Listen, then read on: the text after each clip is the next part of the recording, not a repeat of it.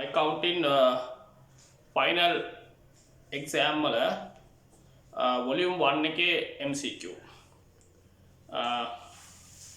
පළවෙනි MCQ එක ගෙනුම් කරන ක්‍රියාවලිය සම්බන්ධයෙන් සාවද්ද ප්‍රකාශය කුමක්ද? සාවද්ද කියන්නේ වැරදි ප්‍රකාශය තමයි අහන්නේ. එවැනි ප්‍රශ්නයක් අහනකොට අනිවාර්යයෙන්ම මේ ප්‍රකාශ ටික කියවන්න වෙනවා මුලින් සිට. 1. කළමනාකරණයට අවශ්‍ය වන අවස්ථාවන්හිදී තොරතුරු ඉදිරිපත් කරයි. නිවැරදි. කළමනාකරණ ගිණුම්කරණයේදී කළමනාකරණ අවශ්‍යතාව මත තමයි තොරතුරු ඉදිරිපත් කරන්නේ. 2. ඓතිහාසික හා පුරෝකතන තොරතුරු යොදා ගනී. නිවැරදි. කළමනාකරණයේ බොහෝ විට අතීත ඇස්තමේන් තොරතුරු මත එහෙම නැත්නම් පුරෝකතන මත තමයි පිළියෙල කරන්නේ. 3. අභ්‍යන්තර පාර්ශවයන්ට පමණක් තොරතුරු ඉදිරිපත් කරයි. නිවැරදි. ගිණුම් කරන වාර්තා වාර්ෂික විගණනය සඳහා යොමු කරයි. වාර්ෂිකව විගණනයකට යොමු කරන්නේ මූල්‍ය ගිණුම්කරණය තුල හදන මූල්‍ය ප්‍රකාශ විතරයි. මේ ප්‍රකාශය තමයි වැරදි ප්‍රකාශය වෙන්නේ. උත්තරය 4. අංක 1ට උත්තරේ 4.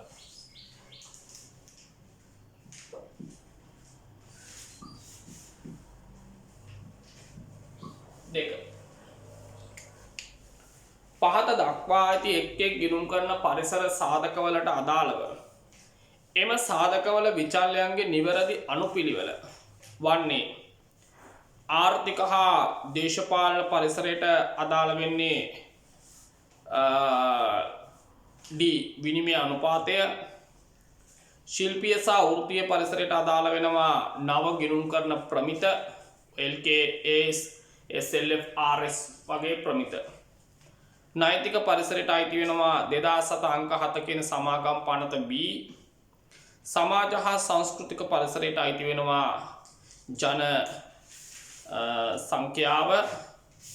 තාක්ෂණික පරිසරයට අයිති වෙනවා නව ගිණුම් කරන මුදු කාංග. එන උත්තරය වෙන්නේ 3. දෙවෙනි එකට පිළිතුර 3.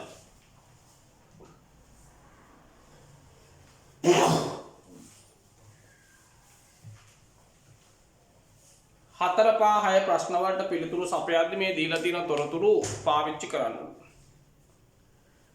සජිත් විසින් 2021 දින ලක්ෂ 5ක් ප්‍රාග්ධන යොදමින් නව වෙළඳ ව්‍යාපාරයක් ආරම්භ කළ අතර 2021 ජනවාරි මාසය තුල පහත ගනුදෙනු සිදුවිය.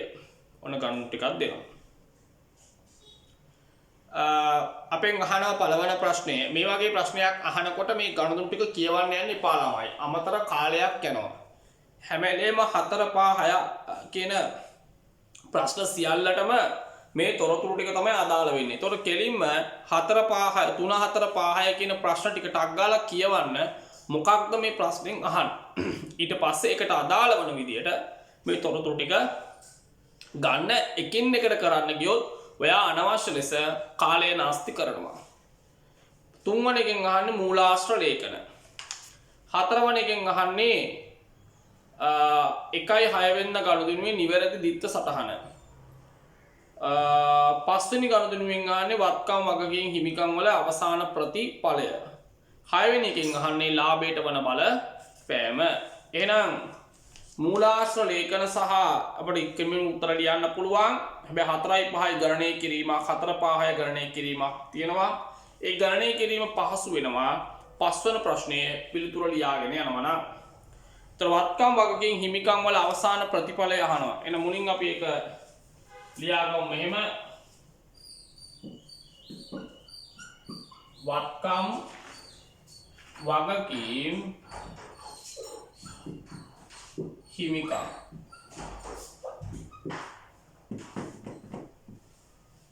මුලින්ම ආරම්භයේ යොදනවා 1.1 ලක්ෂ 5ක ප්‍රාග්ධනයක්. මම දහස් වලින් ගණන් ටික දානවා. වත්කම් 500ක් වැඩි වෙනවා.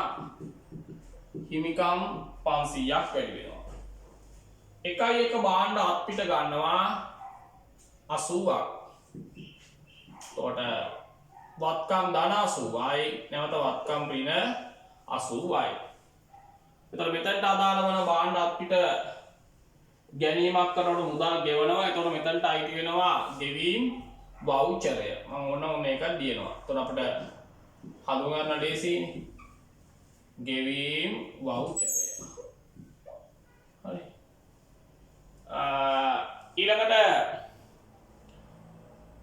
පිරිවැය 40000ක තොග 56000කට ණයට විකුණනවා. එතකොට අපේ තොග අඩු වෙනවා 40ක්. අපි විකුණනවා 56කට. ලාභයක් තියෙනවා 16ක්. හිමිකම වැඩි වෙනවා 16ක්. එතකොට ණයට විකුණනකොට අපි දන්නවා ඉන්වොයිස් එක තමයි පාවිච්චි වෙන්නේ. එතකොට ඔයාලට මෙතන පේනවා 40ක භාණ්ඩ 56කට විකුණනකොට ලාභය තියෙනවා 16ක්. ඒ කියන්නේ පිරිවැයට 40ක් ලාභ එකතු කරලා තමයි භාණ්ඩ විකුණලා තියෙන්නේ. ඒත් අපි ඒක වෙනම ඕනනම් මෙහෙම ලියා ගන්නවා. පිරිවැය මත 140ක ලාභයක් තබාගෙන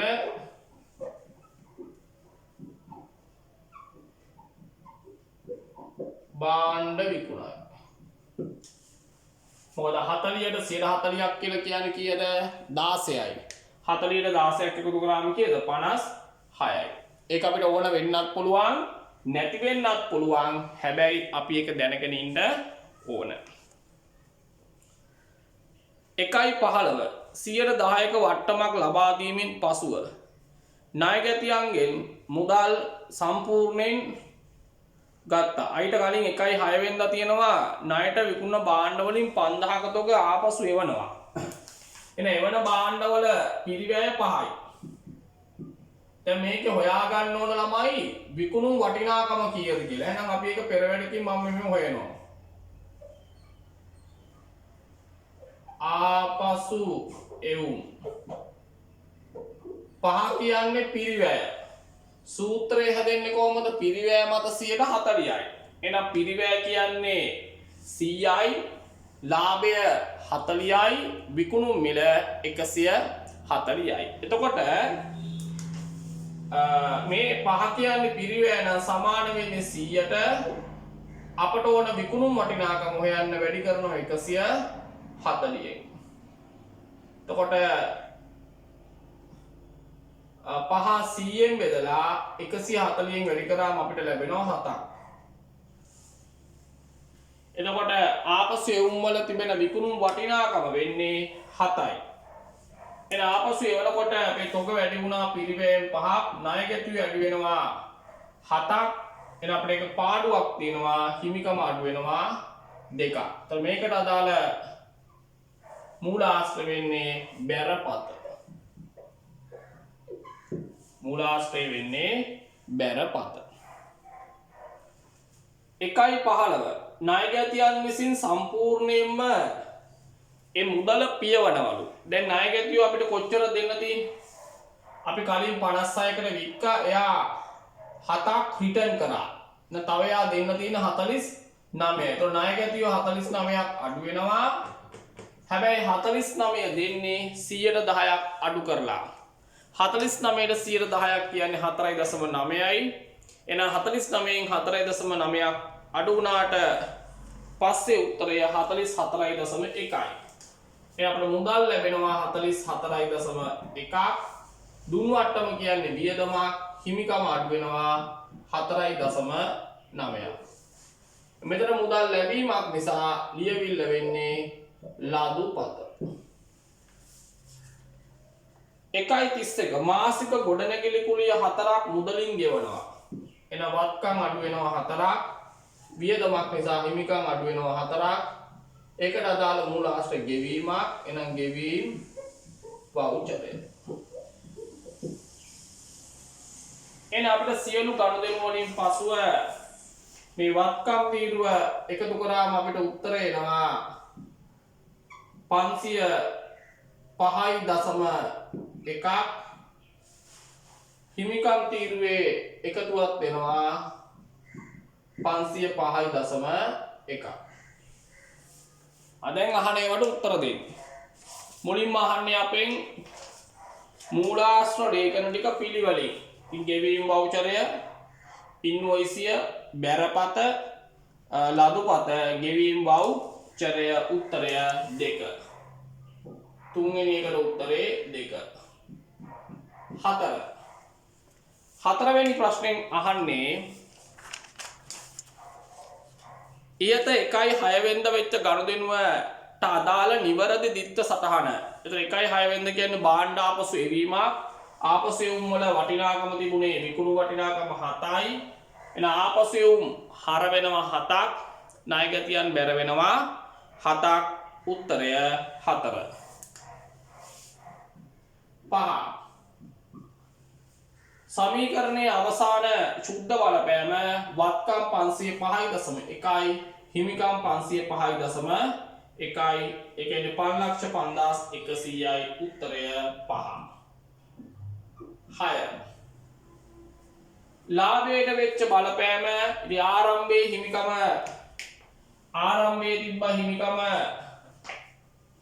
500ක් අවසානයේ හිමිකම තියෙනවා 505.1ක්. ගැළලි අමතර ප්‍රාග්ධන තිබ්බේ නෑ. එන හිමිකම වැඩි වෙලා තියෙනවා 5.1කින්. එන ලාභය 5100කින් වැඩි වෙලා. දැන් උත්තරේ වෙන්නේ 4. 6 වෙනි එකට 4. පැහැනවනේ. MCQ 4ක් තියෙනවා. හරියට ප්‍රශ්න කියවලා එක පෙරවැඩයි ගහගෙන ගාන කරගෙන ගියේ ඊතුරු ප්‍රශ්නවල ඔක්කොටම උත්තර එනවා. MCQ 4ක් කියලා කියන්නේ විනාඩි 10ක් වගේ කාලයක් ගන්න පුළුවන්. ඉතින් විනාඩි 10ක් යන්නේ නෑ. ඇත්තටම මේ MCQ එක ටික ඉවර කරගන්න හරියට අවබෝධයේ ප්‍රැක්ටිස් එක තියෙනවා නම්. ඊළඟට 7 සහ 8 කියන ප්‍රශ්න වලට මේ දීලා තියෙන බැංකු ප්‍රකාශනයේ තොරතුරු පාවිච්චි කරන්න කියලා කියනවා. රත්න ව්‍යාපාරයේ 2021 2/28 දිනට පිළියෙල කළ බැංකු ප්‍රකාශය පහත වේ කියලා දෙනවා. ඔන්න බැංකු ප්‍රකාශය අපිට තියෙනවා. මාර්තු මාසයේ බැංකු ප්‍රකාශයේ තොරතුරු ටිකක් අපිට දාලා තියෙනවා. අපෙන් ඉල්ලනවා බැංකු ප්‍රකාශය ලැබීමට පෙර මුදල් පොතේ පැවති ශේෂය ඒ වගේම ඉදිරිපත් නොවූ චෙක් පත්තා උපලබ්ධි නොවූ චෙක් වල අගය. ප්‍රශ්න දෙකක් අහනවා මේ තොරතුරු වලට අනුව.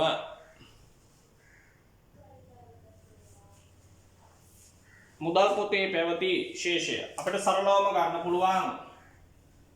පොඩි මුදල් ගිණුමක් ගහ ගන්නවා මාර්තු වලට අදාළව. මුදල් ගිණුමක් අපි ගහ ගන්නවා මාර්තු වලට අදාළව. බැංකු ගිණුම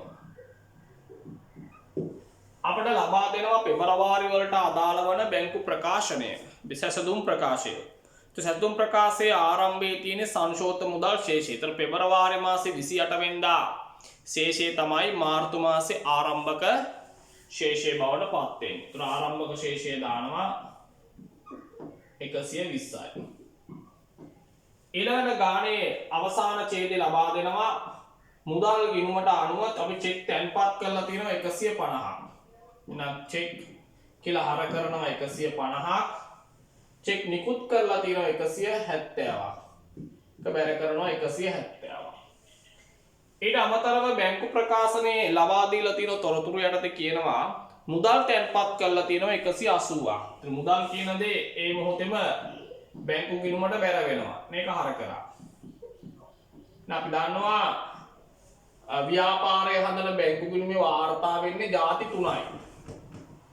මුදල් තැන්පත්, චෙක් තැන්පත්, චෙක් නිකුත් කිරීම විතරයි. එහෙනම් මේක තුලණය කරා නම් මාර්තු වල බැංකු ගිණුමේ ශේෂය එනවා අපිට 370යි 170ක් ගියාම 200යි.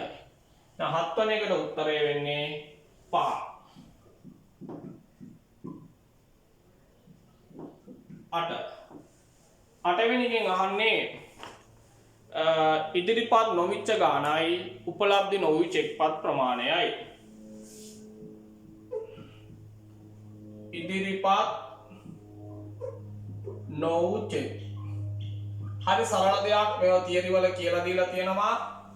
අපි බලන්න දැන් මෙතන පෙබරවාරි මාසයත් සම්බන්ධ වෙනවා මාර්තු මාසයත් සම්බන්ධ වෙනවා.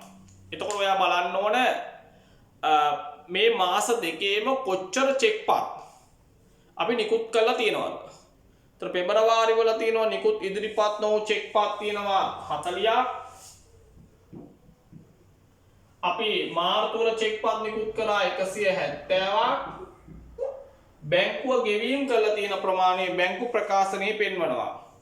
චෙක්පත් වලට ගෙවීම් කරලා තියෙනවා 190ක්.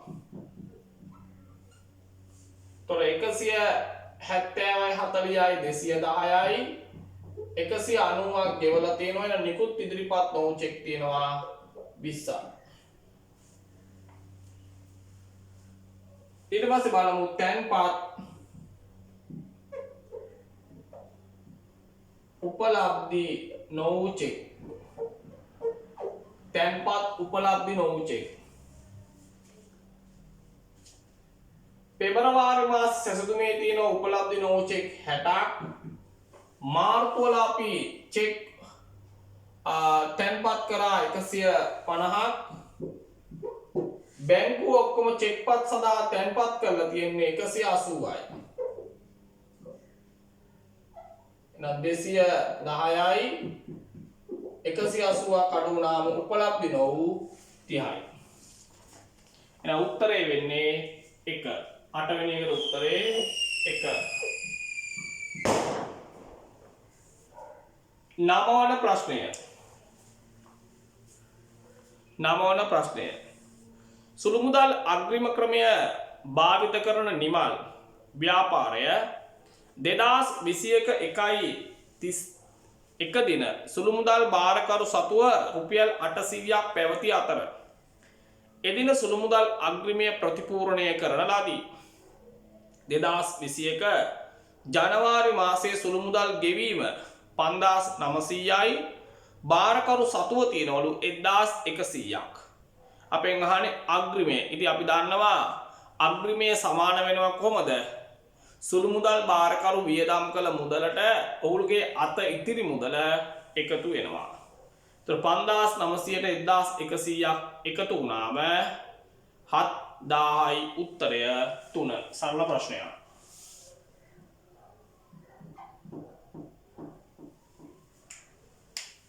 10 සහ 11 වලට මේ දීලා තියෙන පොදු ජර්නලයේ තොරතුරු ටික භාවිත කරන්න වෙනවා. අපිට කියනවා ජාලිය ව්‍යාපාරයේ 2021 3.31ට පිළියෙල කරපු ශේෂ පිරික්සුම අසමානයිලු. ශේෂ පිරික්සුමේ වෙනත් වෙස අවිනිශ්චිත ගිණුමේ සටහන් කරලා මූල්‍ය ප්‍රකාශ කෙටුම්පත් කරලා ලාභය යාලා දැනට හොයලා තියෙනවලු 5,20,000ක්. නිවැරදි කිරීමේ ජර්නල් සටහන් 3ක් පහලින් දෙනවා. ඉල්ලනවා අංක 1ට ශේෂ පිරික්සුමේ හටගෙන තියෙන වෙනස. ඉතින් අපි දන්නවනේ ළමයි ශේෂ පිරික්සුමේ යම් වෙනසක් ආවනම් ඒ වෙනස මාරු කරන්නේ කොහෙටද? අවිනිශ්චිත ගිණුමට. එහෙනම් අවිනිශ්චිත ශේෂය ගිණුමක් ඇදුවා නම් ඒ වෙනස හොයාගන්න පුළුවන්. නිවැරදි ලාභය කීයද? ඉතින් ජර්නල් සටහන් ටික දන්නවා. එහෙනම් ලාභ සංශෝධනය බොහොම සරලව අපිට කරගන්න පුළුවන්. එහෙනම් මුලින්ම අපි අවිනිශ්චිතය හදලා බලමු වෙනස කීයද කියලා.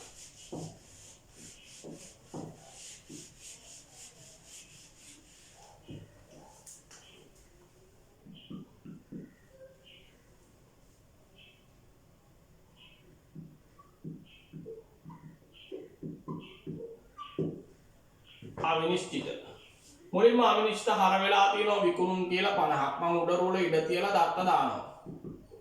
මම මේ හදන ක්‍රමය ඔයා පුරුදු වෙන්න. ඊට පස්සේ හදනකොට මේ සිංහල වචන ලියලිය ඉන්න ඕනේ. ඉලක්කම් ටික කැල්කියුලේට් කරලා උත්තර ගන්න. බෑ ඔයාට මේ මොකක්ද මුලින්ම කරන්න ඕනේ ස්ටෙප් එක කියන එක ඔළුවට එන්න ඕන. ඊළඟ කිය අවිනිශ්චිත බැර වෙනවා 80ක්. විදුලිය ඊළඟ අවිනිශ්චිත හර වෙනවා 10ක් පොලි.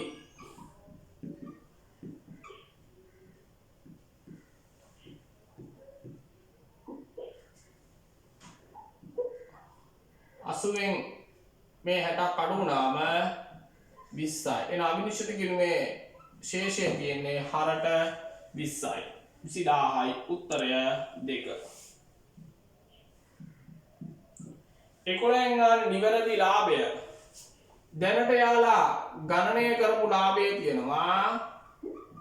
ගණනය කළ ලාභය දෙනවා 520යි. මම දහස් වලින් හදන්නේ. දැන් බලන්න මේ පොදු ජර්නලයේ මම දැන් තියරි මතක් වෙන්න ඕනේ ලාභ සංශෝධනයට අදාළව. ආදායම් වියදම් ගිණුමක් බැර වුණොත් ලාභ වැඩි වෙනවා, හර වුණොත් ලාභ අඩු වෙනවා. විකුණුම් ගිණුම බැර වෙලා ඒ කියන්නේ ලාභය වැඩි වෙනවා. දැන් එකතු කරනවා විකුණුම් 50යි.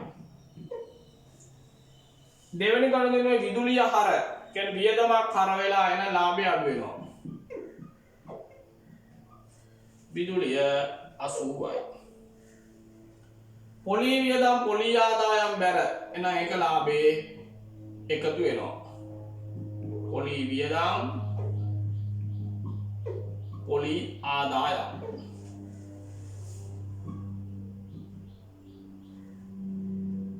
60ක් එකතු වුණාම 580යි. 80 අඩු වුණාම 500යි නිවැරදි ලාභය උත්තරය 3.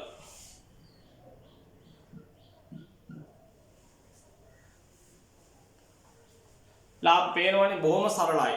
ලාභ සංශෝධන තියරි වාට අමතකය මෙතනදී ගොඩාක් වෙලාව ගන්නවා මේක තේරෙන්නේ නැහැ.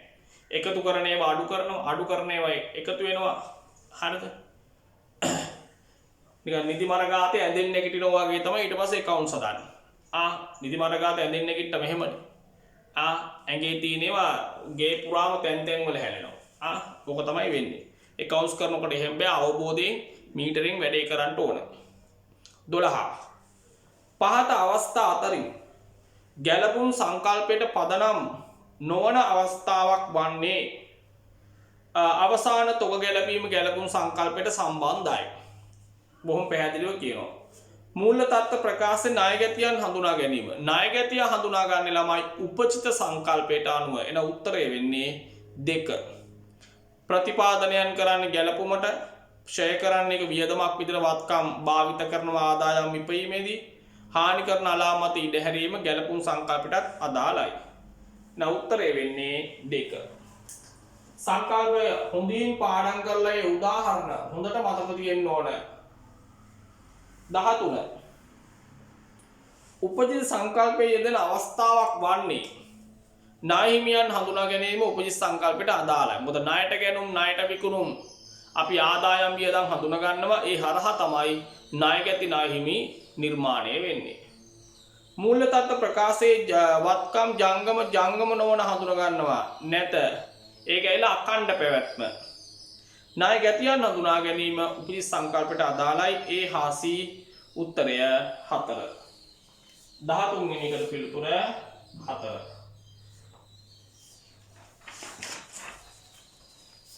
14. සීමිත රණසිංහ සමාගම 2021 3.31 අවසන් වර්ෂයට අදාළ තොරතුරු ටිකක් දෙනවා. දීලා අපෙන් අහන්නේ 2021 3.31 අවසන් වසරේ මුළු විකුණුම් ආදායම අහන්න. මුළු විකුණුම් අහන්න. මුළු විකුණුම් අහපු ගමන් ඔළුවට එන්න ඕන. ණයට විකුණුම් ධන, අත්පිට විකුණුම්. ඔය දෙකේ එකතුව තමයි මුළු විකුණුම්. අපිට ණයගැතියෙක් සම්බන්ධ තොරතුරු දෙනවා. එහෙනම් අපිට ණයගැති පාලනයක් කරා ණයට විකුණුම් හොයා ගන්න පුළුවන්. ඒ හරහා ගිහිල්ලා මුළු විකුණුම් ගන්න පුළුවන්. එහෙනම් ගහන්න ඕන පෙරවැඩේ තමයි ණයගැති පාලනය. ඔන්න ඕක ඔය වගේ එන්න ඕන ඔළුවට.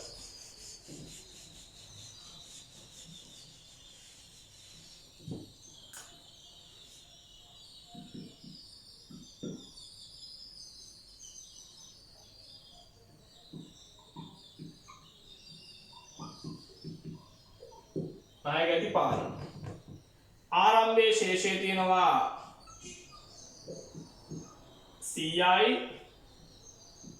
අපිට අවසාන ශේෂය ලබා දෙනවා 200යි. ණයගැතියෙක්ගේ මුදල් ලැබිලා තියෙනවා 1800ක්. මුදල් හර ණයගැති පාලන බැර. දුන්වට්ටම් හර ණයගැති පාලන බැර. ආපසු යවුම් හර ණය ගැති පාලන බැර. පමාපොලි ඒක ආදායම පමාපොලි ගිණුමට බැර ණය ගැති පාලන හර.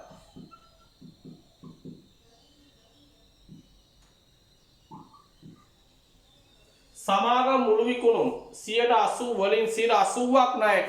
එහෙනම් ණයට විකුණුම් හොයාගෙන තමයි අපිට මුළු විකුණුම් ගන්න වෙන්නේ. එහෙනම් මේක එකතු කරාම මේ පැත්ත එකතු වෙනවා 2180ක්. 180ක් අඩු වුණා නම් එනවා 2000යි. මෙන්න ණයට විකුණුම්. අපෙන් අහන්නේ මුළු විකුණුම්. ණයට විකුණුම් සමාන වෙන්නේ 80ට මුළු විකුණුම් හොයන්න නම් වැඩි කරනවා 100ෙන් 2500යි. now උත්තරේ එන්නේ 5. 14ට උත්තරේ 5.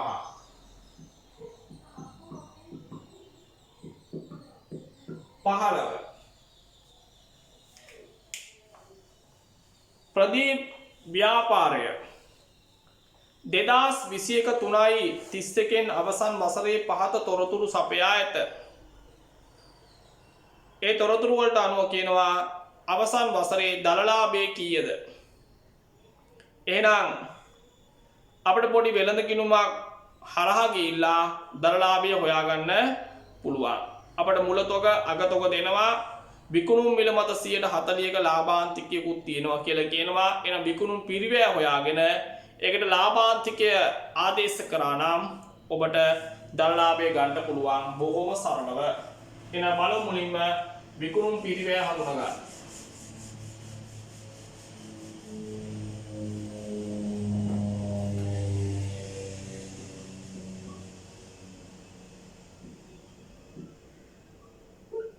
මුලතොගය ගැනුම් අඩු කළා අගතොගය. අඩු කරාම අපිට එනවා විකුණුම් පිරිවැය. මම දහස් වලින් දානවා මුලතොගය 400යි අගතොගය 300යි ගෙනීමේ කුලිය ගැනුම් වලට එකතු වෙනවා 120යි තොග හානි වීම ගැනුම් වලින් අඩු වෙනවා 30යි ආපසු යවුම් ගැනුම් වලින් අඩු වෙනවා 200යි ගැනුම් එනවා 2400යි. දැන් මේක සුළු කරගෙන ගියාම අපිට එනවා මේක සුළු කරගෙන ගිහලා බලනවා විකුණුම් පිරිවැය කොච්චර එනවද කියලා. විකුණුම් පිරිවැය එනවා 2400ක්. එන අපෙන් අහන්නේ දලලාභය. අපිට කියනවා විකුණුම් මතයි 140 කියන්නේ. ඒ කියන්නේ කොහොමද සූත්‍රය හැදෙන්නේ? පිරිවැය ධන ලාභය සමානයි විකුණුම්. විකුණුම් මතයි 140 කියන්නේ නම් විකුණුම් 100යි ලාභය 40යි පිරිවැය 60යි. 2400 කියන්නේ විකුණුම් පිරිවැය සූත්‍රයෙන් සමාන වෙන්නේ 60ට. අපිට ඕන ලාභය හොයන්න වෙන වැඩි කරනවා 40න්. වැඩි කරාම උත්තරය එනවා 1600යි. උත්තරය 2.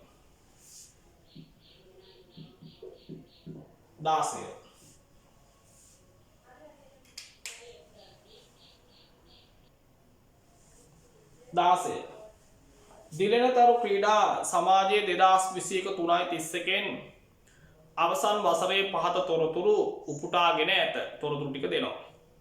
අපෙන් ඉල්ලන්නේ 2021 3.31න් අවසන් වසරේ සමාජික මුදල් ආදායම කීයද? එහෙනම් අපි සමාජික මුදල් ගිණුමක් ගහගමු. අපිට සරලවම ආදායම හඳුනා ගන්න පුළුවන්.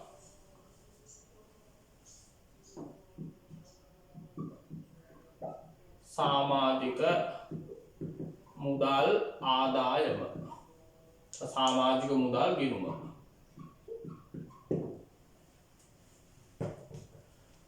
එතකොට අපිට දෙනවා ඔක්කොම සමාජික මුදල් ලැබිලා තියෙනවා. ලැබෙනකොට ලැබීම් ගෙවීම් හර සමාජික මුදල් බැර. ඒ තුනේම එකතුව 330යි. ඒ 330න් 40ක් ලැබිලා තියෙන 2019 20 කියන්නේ ළමයි කලින් අවුරුද්දනේ.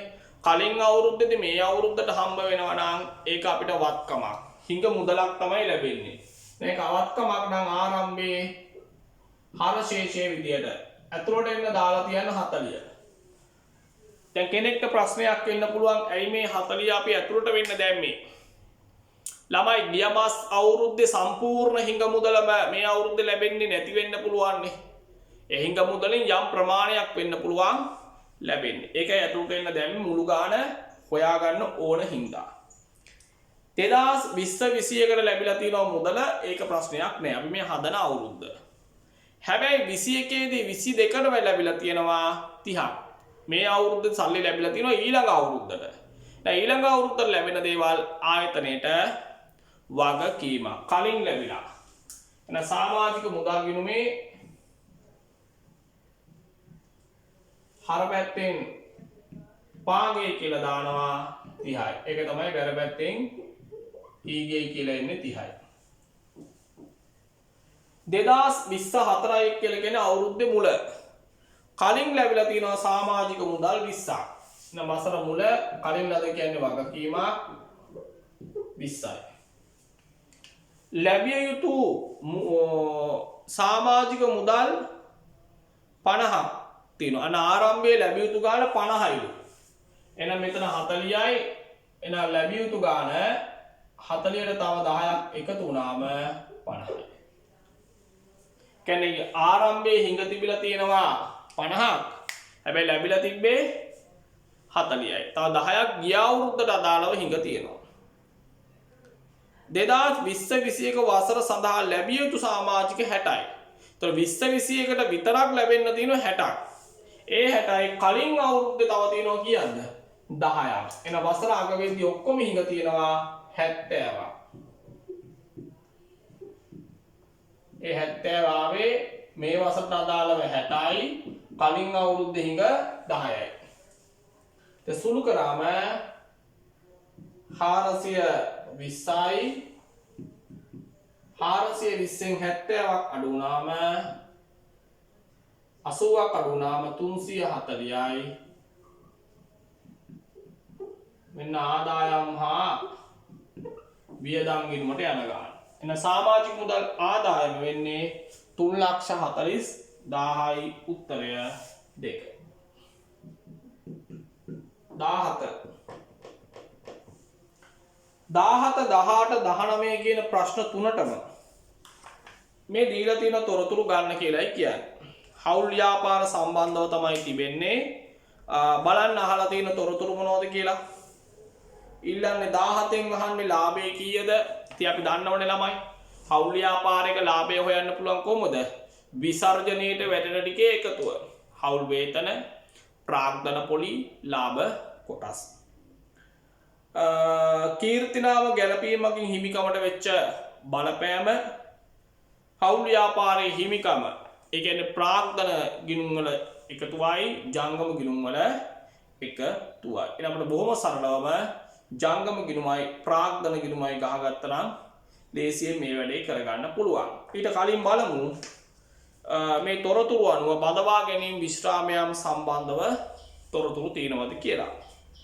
3:2 අනුපාතයට බෙදා ගනිමින් එකඟ වෙමින් දිනු 24යි 1 දින ආරම්භ කරන හවුල් ව්‍යාපාරයේ පහත තොරතුරු දෙනවා. 2024යි 1 තමයි මේක ආරම්භ කරේ. ඒ තොරතුරු හවුල් ගිවිසුමේ තිබ්බ තොරතුරු ටික දෙනවා.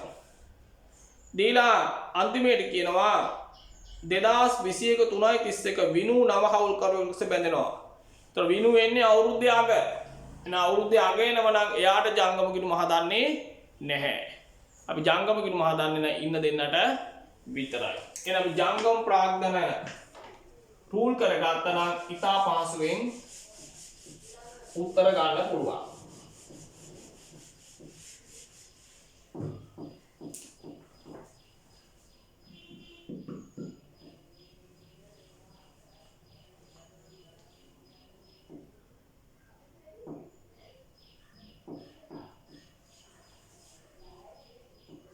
මෙන්න ජංගම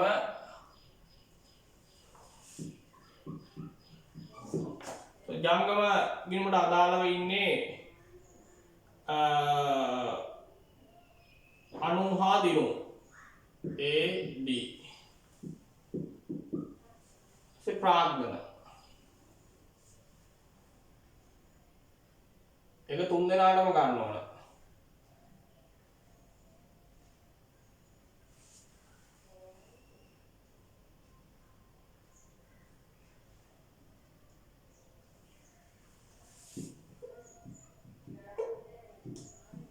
අණු දිනු අලුතෙන් බැඳෙන්නේ විනු. දැන් මේ තොරතුරු ටික සරලව දාගෙන යන්න ඉතාම ලේසියෙන් උත්තර ටික එයි. 96 මාසකට 20 ගානේ වේතන ගෙවනවා.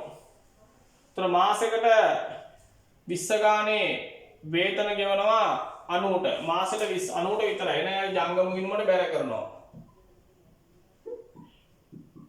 හවුල් වේතන මාසෙට 20යි කියන්නේ අවුරුද්දට 240යි. හවුල්කරුවන්ගේ ප්‍රාග්ධනයේ සපයපු විදිය දෙනවා 3000යි 2000යි. එහෙනම් ප්‍රාග්ධන ගිණුමේ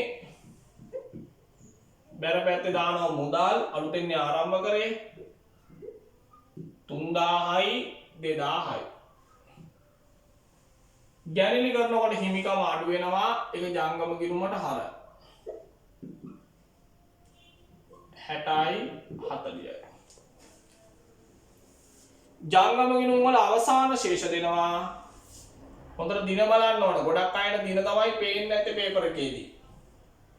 සමහර මේ ශේෂ මුලට දානවා. මේ අකශේෂ දීලා තියෙන්නේ. 90ගේ 396යි දිනුගේ 104යි. 21 3යි 31 නව හවුල්කරුවෙකු ලෙස 1000ක් ප්‍රාග්ධනයේ යොදලා විනු වෙනවා. නම් ප්‍රාග්ධන ගිණුමට බැර කරනවා විනුට මුදල් කියලා 1000යි. නවානුපාතයේ 2:2ට 1යි. කීර්තිනාමයේ 1200කට ඇස්තමේන්තු කරලා ප්‍රාග්ධනයෙන් ගලපනවා. එහෙනම් පැරණි අනුපාතයට බැර කරනවා කීර්තිනාමය. පැරණි අනුපාතයේ 3ට 2යි. 3ට 2ට බැර කළාම 90ට එනවා 720ක්. දිනුට එනවා 480ක්. නවානුපාතයට හර කරනවා කීර්තිනාමය 90ට එනවා 480ක්. දිනුට 480යි විනුට 240යි. තොරතුරු දෙන්නේ පමණයි. එහෙනම් අපි දැන් බලමු ජංගම අවසාන ශේෂ දුන්න හින්දා යට ඉඳන් උඩට ගිහිල්ලා අපිට බලන්න පුළුවන් ලාභ කොටස් කොච්චරද කියලා. 90ගේ හර පැත්තේ එකතු වෙනවා 456යි. දිනුගේ එනවා හර එකතුව 144යි. 456න් 240ක් අඩු වුණාම 216යි. 144යි අඩු කරන්න දෙයක් නෑ. ලාභ කොටස් 144යි.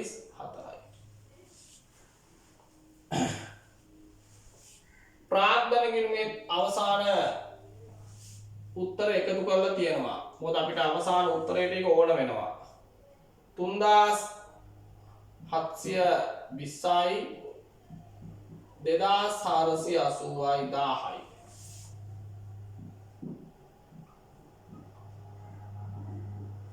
3720න් 480ක් අඩු වුණාම 3240යි.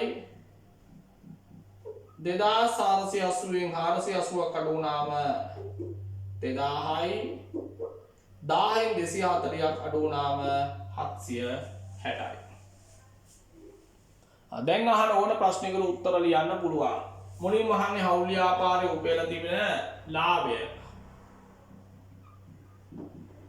අපිට මේ ගානේ තියෙන්නේ හවුල් වේතන අනික එක ලාභ කොටස්. ඒ දෙකේ එකතුව. හවුල් වේතන 240යි ලාභ කොටස් 216 ධන 144. 216 144යි කියන්නේ 350යි. 240යි 350යි කියන්නේ 590යි. 240යි 360යි කියන්නේ 600යි. now උත්තරේ වෙන්නේ 3 17ට 3. 18න් අහන්නේ හිමිකමට කීර්තිනාමයේ ගැළපීමෙන් හිමිකමට වෙච්ච බලපෑම. මේ බලන්න. ඒගේ 480ක් හරවුනාම බැරවුනේ 720යි. ත්‍රේගේ හිමිකම 240කින් වැඩි වුණා. හැබැයි ඩීගේ හිමිකමට බලපෑමක් උනේ නෑ. හරත් 480යි බැරත් 480යි. හැබැයි වීගේ හිමිකම අඩු වුණා 240කින්. ඒගේ හිමිකම 240කින් වැඩි වෙනවා. වීගේ හිමිකම 240කින් අඩු වෙනවා. උත්තරය 2. 18ට උත්තරේ 2. 19 හවුල් ව්‍යාපාරයේ හිමිකම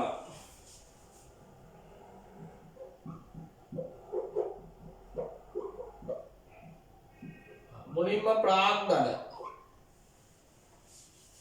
මුලින්ම ගන්න පුළුවන් ප්‍රාග්ධන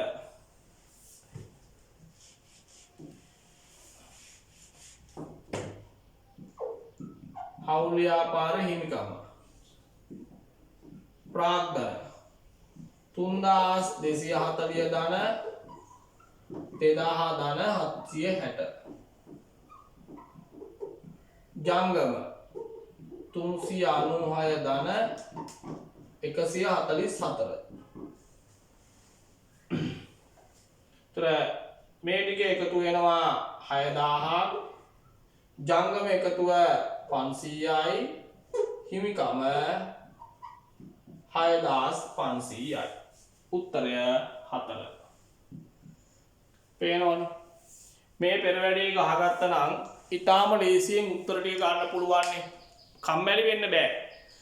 ගාන දැක ගමන් ටක් ගාලා අදාළ වර්කින් එක ගහන්න ඕනේ. තුන් ඊටාම ලේසියෙන් උත්තර ටික එනවා.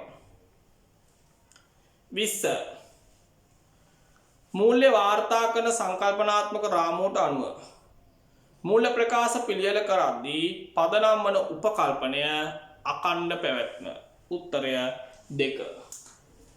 දැන් මේවා ඊටාම ලේසි ප්‍රශ්න. තියරි MCQ 50න් MCQ 20ත් 24ත් අතර ප්‍රමාණයක් ඉන්නේ තියරි. ඒව තප්පර 160ක් යන්නේ උත්තරේ ලියන්න. විනාඩියක් ඇතුළත උත්තර ටක් ගාලා ලියන්න පුළුවන්. දැන් මේ ප්‍රශ්නෙට විනාඩියක්වත් යන්නේ නැහැ, තප්පර 5ක්වත් යන්නේ නැහැ. කියවපු ගමන් උත්තර එනවා. ඒ වගේ දේවල් වලින් වෙලාව ඔයාට ඉතුරු කර ගන්න පුළුවන්. 21 මූල්‍ය වාර්තා කරන සංකල්පනාත්මක රාමුවට අනුව මූල්‍ය තොරතුරු මූලික ලක්ෂණ මොනවද? අතන මූලික ලක්ෂණ තමයි අදාළ බවයි විශ්වසනීය නියෝජනයයි. A හා B. උත්තරය 2. 22 LKS 2 ප්‍රමිතියට අනුව තොගවල පිරිවැය ගණනය කිරීමට භාවිත කළ හැකි පිරිවැය සූත්‍ර. අපි දන්නවා ප්‍රමිතාංක දෙකේ අපිට අනුමත කරලා තියෙන පිරිවැය සූත්‍ර දෙකයි. ඒ LIFO ක්‍රමය, FIFO ක්‍රමයයි, first in first out ක්‍රමයයි, WAC ක්‍රමයයි, weight average cost එක. උත්තරේ A හා C පිළිතුර 4. 23 වැට් සඳහා ලියාපදිංචි වෙලා තිබෙන අනුර සමාගම වැට් සහිත මිල 1150ක් වූ යන්ත්‍රයක් 2020 10යි 1 දින මිලටගත් අතර ඒ ජීව කාලයේ වසර 4ක් හා සුන්බුන්නගේ ලක්ෂ 2ක් කියලා තියෙනවා. අපෙන් අහන්නේ LKS 16 කියන ප්‍රමිතියට අනුව මුල්වරට හඳුනා ගැනීමේදී මේ යන්ත්‍රයේ පිරිවැය හා 2021 3:31ට ධාරණාගය කීයද කියලා අහන්නේ. ඉතින් අපි දන්නවා වත්කමක් හැම වෙලේම ප්‍රමිතාංග 16ට අනුව වත්කමක් මුල්වරට හඳුනාගන්නේ අපි පිරිවැය මත. මුල්වරට හඳුනාගන්නේ පිරිවැයට ඕනම වත්කමක්. එහෙනම් බලමු අපි වත්කමේ වැට් සඳහා ලියාපදිංචි වෙලා කියනවා. එහෙනම් මෙයාලා වැට් සහිතව ගැනුම් මිල තියෙනවා 1150. එහෙනම් මේකෙන් අපි අඩු කරන්න ඕන වැට් අගය. මොකද වැට් සඳහා ලියාපදිංචි වෙලා නම් මේ යන්ත්‍රයේ ආයතනයේ යෙදවුමක්. ඒතර මේ යෙදවුම මත ආයතනයේ ගෙවලා තියෙන වැට් එක ආයතනයට නැවත ලැබෙනවා. අය කරගන්න පුළුවන්. එහෙනම් 1150 කියන්නේ 115ට සමයි. වැට් එක හොයන්න 15න් වැඩි කරාම 150යි. එහෙනම් වත්කම් මුල්වරට හඳුනාගන්නේ 1000කට. ඒ වගේම 2021 3:31ට අහනවා ධාරණාගය.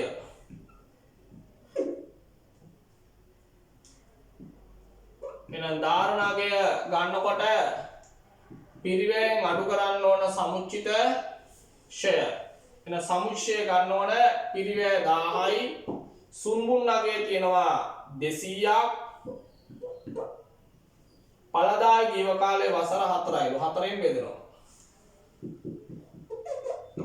1804න් බෙදුවම මෙතන තියෙනවා සුන්බුන්නගේ 200ක් තියෙනවා. ඒ වගේම මේ වත්කම අරගෙන තිබ්බේ 10යි 1. ඒතර මේක 4න් බෙදුවම එන්නේ අවුරුද්දකට මාස 6කට බලන්න. 12න් 6න් වැඩි කරන්න ඕන. ඔතන 100යි. ගොඩක් අයට 12න් 6න් වැඩි කරන්න අමතක වෙනවා. ඒතර උත්තරේ 900යි. එහෙනම් පිළිතුර වෙන්නේ 1000යි 900යි උත්තරේ 3. කවුරු හරි මේක 12න් 6න් වැඩි කරන්න බැරුණා නම් ඉන්නේ 800යි. ඒ උත්තරෙත් මේකේ තියෙනවා. ඒතර අපි හරි කියලා තමයි හිතන්නේ. හැබැයි අපි වරදක් කරලා තියෙනවා. තින හරියට බලන්න ඕන. 24 සීමිත නිශ්ශංක පොදු සමාගම වගකීමක් කාලයක් සහිතව භාණ්ඩ අලෙවි කරනවලු. අපෙන් අහන්නේ 2021 3:31න් අවසන් වසරේ වගකීම් සහතික වියදම. එහෙනම් අපි වගකීම් සහතික වලට ගිණුමක් ඇඳන ඉතාලියෙන් උත්තරේ ගන්න පුළුවන්.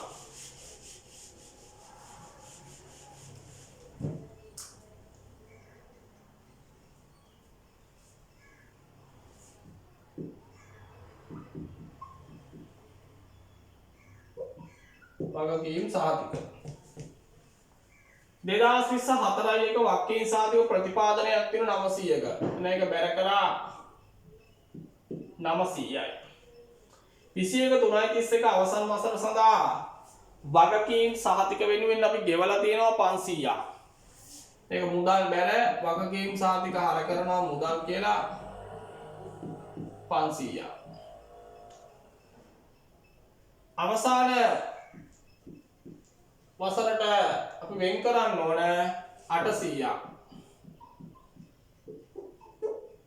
1300යි 900ක් අඩු වුණාම 400යි. දැන් වියදම විදිහට හඳුනගන්නේ අපි 400යි උත්තරය 1.